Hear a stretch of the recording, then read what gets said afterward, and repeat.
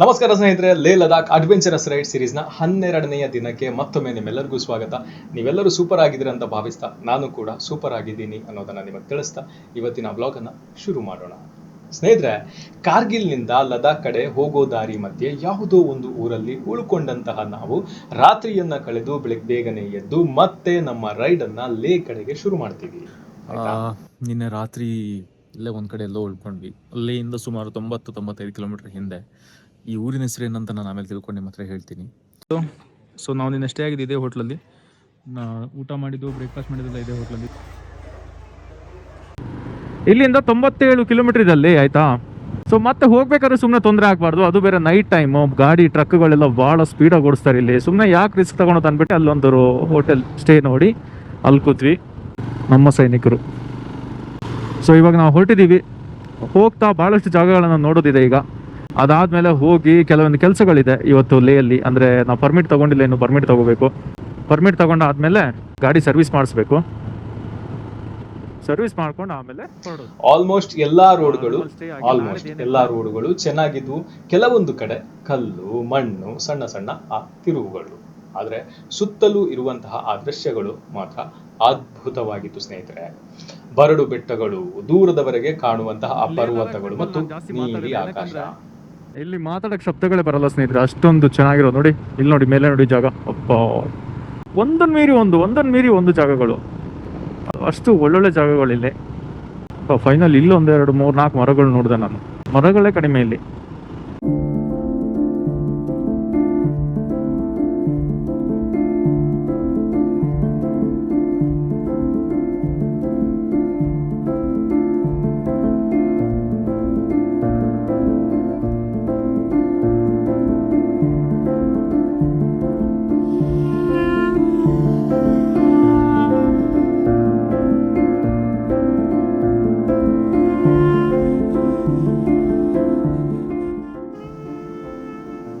ಕೆಲವೊಂದು ಕಡೆ ನೀವು ಕಣ್ಣಿಗೆ ಎಟಕುವಷ್ಟು ದೂರ ನೋಡಬಹುದಾದಂತಹ ಸ್ಟ್ರೈಟ್ ಆಗಿರೋ ರೋಡುಗಳು ಸ್ನೇಹಿತರೆ.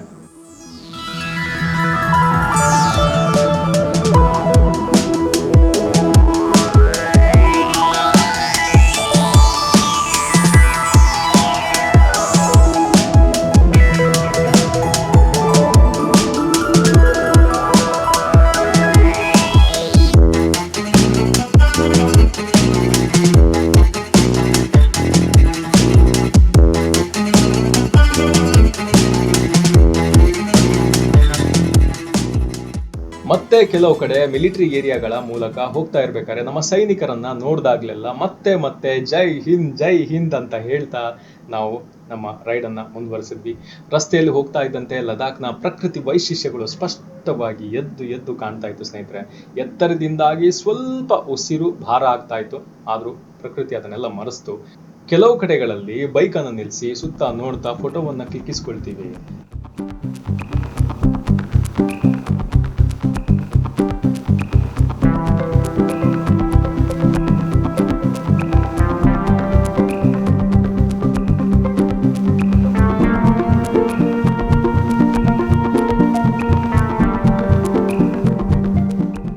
ಜೊತೆಗೆ ಅಲ್ಲಿ ಹೋಗ್ತಾ ಬರ್ತಾ ಇದ್ದಂತಹ ಬೈಕ್ ರೈಡರ್ಸ್ ನ ಮಾತಾಡಿಸ್ತಾ, ಎಲ್ಲಿಂದ ಬಂದ್ರಿ, ಎಲ್ಲಿಗೆ ಹೋಗ್ತಾ ಇದ್ರಿ, ಹೇಗಿತ್ತು ನಿಮ್ಮ ಪಯಣ, ಯಾವ ತರ ಇತ್ತು ಅಂತೇಳಿ ಎಲ್ಲ ಅವ್ರ ಹತ್ರ ಕೇಳ್ಕೊಂಡು, ಜೊತೆಗೆ ನಮ್ಮ ಅನುಭವಗಳನ್ನು ಕೂಡ ಅವ್ರ ಜೊತೆ ಹಂಚ್ಕೋತಾ ಇದ್ವಿ. ಹೀಗೆ ಹೋಗ್ತಾ ನಾವು ತಲುಪಿದ್ದು ಮಾರ್ಗ ಮಧ್ಯೆ ಸಿಗುವಂತಹ ಮ್ಯಾಗ್ನೆಟಿಕ್ ಹಿಲ್.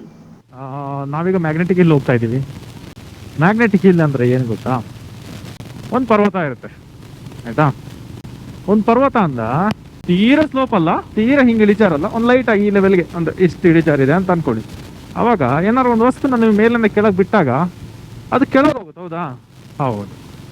ಆದ್ರೆ ಈ ಮ್ಯಾಗ್ನೆಟಿಕ್ ಹಿಲ್ ಏನಿದೆಯಲ್ಲ ಅದು ಕೆಳಗಿನ ಮೇಲೆ ಹೋಗುತ್ತೆ. ಹೌದು ಸ್ನೇಹಿತರೆ, ಇದೆ ಇಲ್ಲಿ ಎಂತ ಗೊತ್ತುಂಟಾ, ಇಲ್ಲಿನ ಈ ಗುಡ್ಡ ಮ್ಯಾಗ್ನೆಟ್ ತರ ಕೆಲಸ ಮಾಡುತ್ತಂತೆ. ಹಂಗಂತ ಜನ ಹೇಳ್ತಾರೆ. ಅಂದ್ರೆ ಈ ಕಾರ್ಗಳನ್ನ ಬೈಕ್ಗಳನ್ನ ಆ ಜಾಗದಲ್ಲಿ ನಿಲ್ಸಿದ್ರೆ ಬೈಕ್ ತನ್ನಿಂತಾನಾಗಿ ಅಥವಾ ಕಾರು ತನ್ನಿಂತಾನಕ್ಕೆ ಮೇಲಕ್ಕೆ ಹೋಗುತ್ತಂತೆ. ಇದನ್ನು ಕೇಳಿದಂತ ನಾನು ನೋಡೋಣ ಅಂತ ಹೇಳಿ ಬೈಕ್ ಮೇಲೆ ಕೂತ್ಕೊಂಡೆ ಆ ಜಾಗದಲ್ಲಿ ಬೈಕ್ ಅನ್ನು ನಿಲ್ಸಿ ಚೆಕ್ ಮಾಡ್ತೀನಿ. ಇಲ್ಲ ನೋಡಿ ಸ್ನೇಹಿತರೆ, ಈಗ ನಾನು ಗಾಡಿ ನ್ಯೂಟ್ರಲ್ ಅಲ್ಲಿ ನಿಲ್ಸ್ತೀನಿ, ಓಕೆನಾ?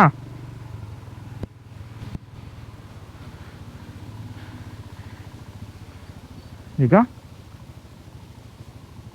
चलती है बंद करने का अपने आप मैग्नेट से नहीं किधर इस तरह मेरे को भी मालूम नहीं, वही देख रहा हूँ मैं। वहाँ से किधर? लाइन है ना वो लाइन, हाँ हाँ, वहाँ पे बंद करो अपने आप चलेगी। ट्राई करो। नीचे ऐसे जाएगा क्या? अपने आप धीरे चलेगा। वो तो जा रहा है, वो तो स्लोप हो जानी चाहिए ना। नहीं स्लोप का है, इसके पास स्लोप का है। यहाँ से आते स्लोप नहीं है, आगे स्लोप है, वहाँ बिल्कुल रोक दो और फिर देखो अपने आप चलता है।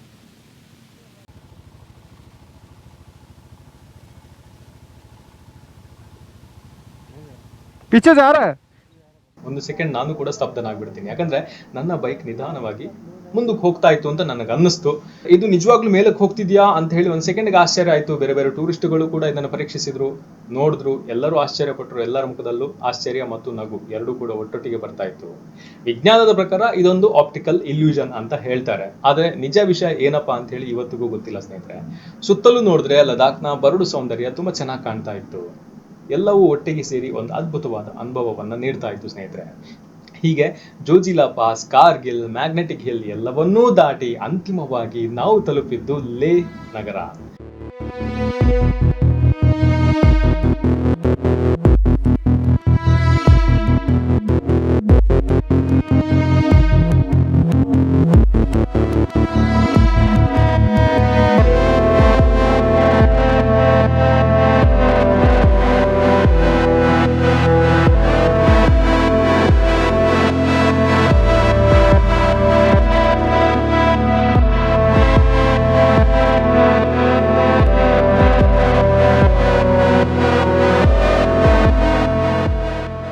ಲದಾಖ್ನ ಹೃದಯ ಅಂತಾನೆ ಕರೆಯಲಾಗುವಂತಹ ಈ ನಗರ ತಲುಪಿದ ಕ್ಷಣ ಮನಸ್ಸು ತುಂಬಾ ಎಕ್ಸೈಟ್ ಆಗಿತ್ತು ಸ್ನೇಹಿತರೆ. ಎತ್ತರದಿಂದಾಗಿ ಉಸಿರು ಸ್ವಲ್ಪ ಭಾರ ಅಂತ ಅನ್ಸಿದ್ರು ಸುತ್ತಲಿನ ವಾತಾವರಣ ನಮ್ಮನ್ನ ಸ್ವಾಗತಿಸ್ತಾ ಇತ್ತು. ಅದರ ಮಧ್ಯದಲ್ಲಿ ನಾವೆಲ್ಲವನ್ನು ಮರೆತು ಹೋಗ್ಬಿಡ್ತಿದ್ವಿ. ಓಕೆ ಸ್ನೇಹಿತರೆ, ಫೈನಲಿ ಲೇ ಡೆವಲಪ್ಮೆಂಟ್ ಅಥಾರಿಟಿ ವೆಲ್ಕಮ್ಸ್ ಯು ಅಂತ ಬೋರ್ಡ್ ಓದಿದೆ, ರೆಕಾರ್ಡ್ ಮಾಡಿಲ್ಲ. ಸೊ ಇದು ಲೇ ಸಿಟಿ ಸ್ನೇಹಿತರೆ.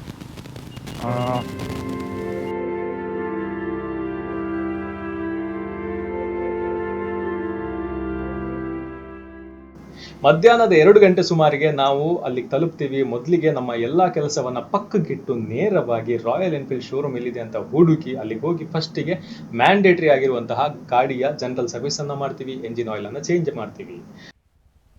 ಸೊ ಲೇ ಸಿಟಿ ರೀಚ್ ಆದ್ವಿ, ರೂಮು ಬುಕ್ ಆಯಿತು. ಅದಾದ ನಂತರ ಒಂದು ಸುಂದರವಾದ ಹೋಟೆಲ್ ಅನ್ನ ಹುಡುಕಿ ಅಲ್ಲಿ ಉಳ್ಕೋತೀವಿ.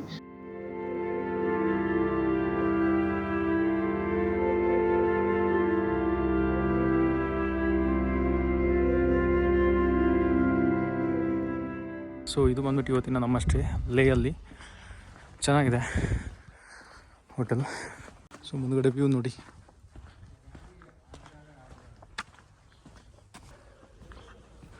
ಅಲ್ಲೊಂದು ರೂಮ್ ಇದೆ, ಬಟ್ ನಾವೆಲ್ಲರೂ ಒಂದೇ ಲೈನಲ್ಲಿ ಇರೋಣ ಅಂದ್ಬಿಟ್ಟು ಇದರ ರೂಮ್ ತೊಗೊಂಡ್ವಿ.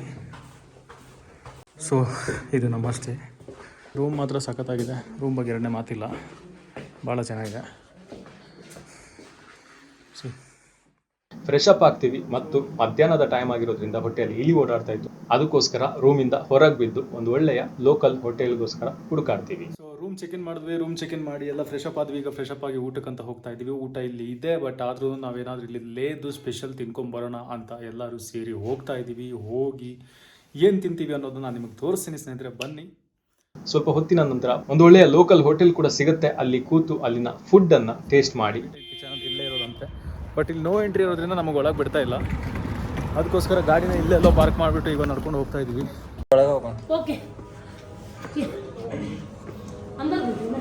ಸೊ ಇದು ನಮ್ಮ ಹೋಟೆಲ್.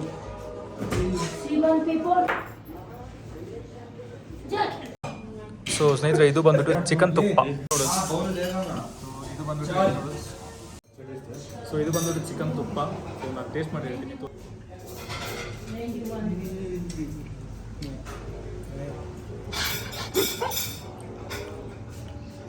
ಆಯ್ತು ದಮ್ ಆಯ್ತಿದ್ರೆ.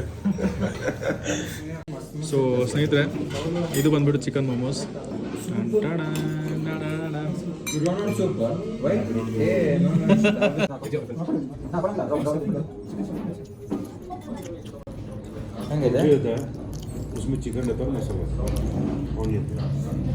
ಸಖತ್ತಾಗಿದೆ ಸ್ನೇಹಿತರೆ, ಸಖತ್ತಾಗಿದೆ.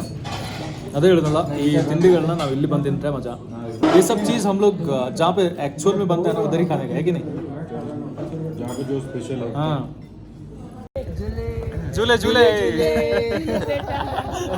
ಸ್ನೇಹಿತರೆ ಊಟ ಮಾಡಿದ್ವಿ ಮತ್ತೆ ರೂಮಿಗೆ ಬಂದು ಸ್ವಲ್ಪ ಹೊತ್ತು ರೆಸ್ಟ್ ಮಾಡಿ ಸಂಜೆ ಮತ್ತೆ ರೂಮಿಂದ ಹೊರಗೆ ಬೀಳ್ತೀವಿ ಮೊದಲಿಗೆ ಲೇ ಮಾರ್ಕೆಟ್ ನೋಡ್ಕೊಂಡ್ ಬರೋಣ ಅಂತ ಲೇ ಮಾರ್ಕೆಟ್ ಹೋಗ್ತೀವಿ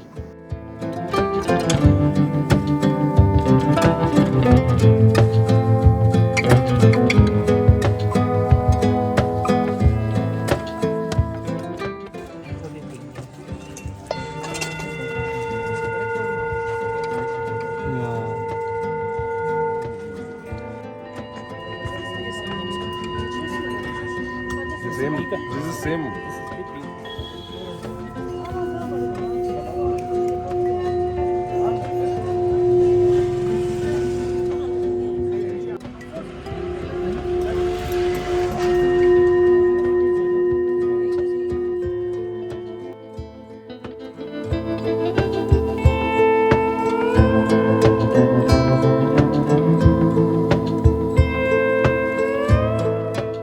ಅದಾದ ನಂತರ ಅಲ್ಲಿಂದ ನೇರವಾಗಿ ಶಾಂತಿ ಸ್ತೂಪಕ್ಕೆ ಬರ್ತೀವಿ ಶಾಂತಿ ಸ್ತೂಪ ಅಂದ್ರೆ ಕೇವಲ ಒಂದು ಸ್ತೂಪ ಅಲ್ಲ ಸ್ನೇಹಿತರೆ ಇದು ಶಾಂತಿ ಮತ್ತು ಸಮಾಧಾನದ ಒಂದು ಸಂಕೇತ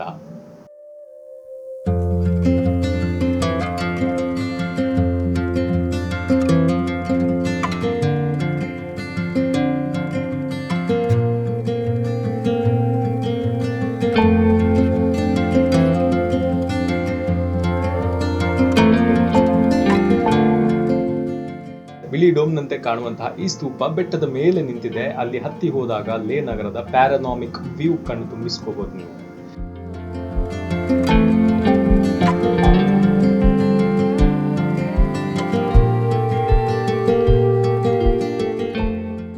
ಒಂದು ಬದಿಯಲ್ಲಿ ದೊಡ್ಡ ದೊಡ್ಡ ಪರ್ವತಗಳು ಇನ್ನೊಂದು ಬದಿಯಲ್ಲಿ ಲೇನ ಪ್ಯಾಲೇಸ್ ಮತ್ತು ಕೆಳಗೆ ಲೇ ನಗರದ ಸಣ್ಣ ಸಣ್ಣ ಮನೆಗಳು ಎಲ್ಲವೂ ಕೂಡ ಒಟ್ಟಿಗೆ ಸೇರಿ ಒಂದು ಅದ್ಭುತವಾದ ದೃಶ್ಯವನ್ನ ರಚಿಸಿತ್ತು